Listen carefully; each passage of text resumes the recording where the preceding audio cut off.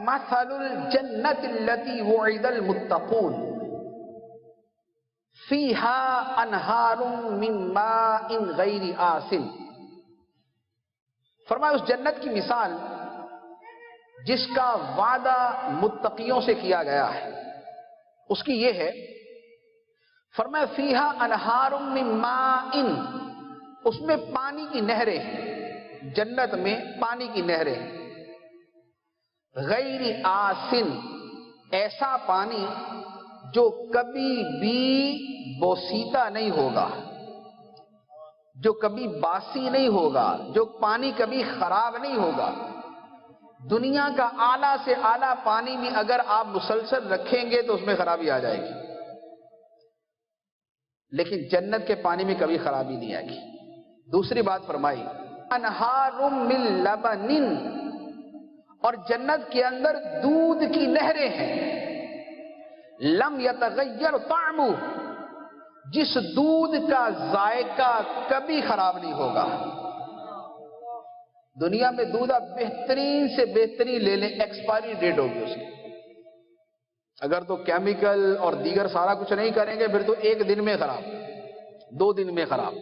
لیکن آپ نے ٹیٹرا پیکنگ اس کی کر لی اور اس کو بڑا سیو کر لیا تو پھر بھی آپ کو ایکسپائری ڈیٹ لکھنی پڑے گی. After 6 months it would be expired, 6 مہینے بعد کام ختم. لیکن اللہ تعالیٰ جنت کے دودھ کے بارے میں فرماتا ہے لم یتغیر طعمہ، ہزاروں سال لاکھوں سال گزر جائیں گے اس کے ذائقے میں کبھی تبدیلی نہیں آئے گی. خرابی تو دور کی بات ہے، ذائقے میں معمولی سی تبدیلی نہیں آئے گی.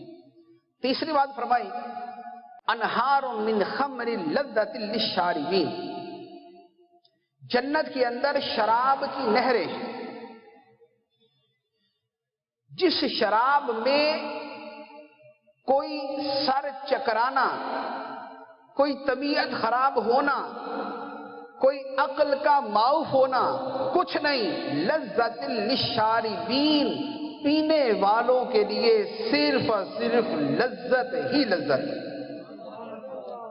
چوتھی بات فرمائی انہار من عسل مصفی، اور جنت کے اندر فرمایا شہد کی نہریں ہیں جو شہد نہایت صاف ستھرا ہے، نہایت صاف ستھرا شہد. فرمایا یہ جنت کی نعمتیں ہیں، یہ جنت کے اندر مشروبات ہیں. اور اس کے ساتھ ساتھ فرمایا وَلَهُمْ فِيهَا مِن كُلِّ الثَّمَرَاتِ، جنت میں ہر قسم کا پھل موجود ہے.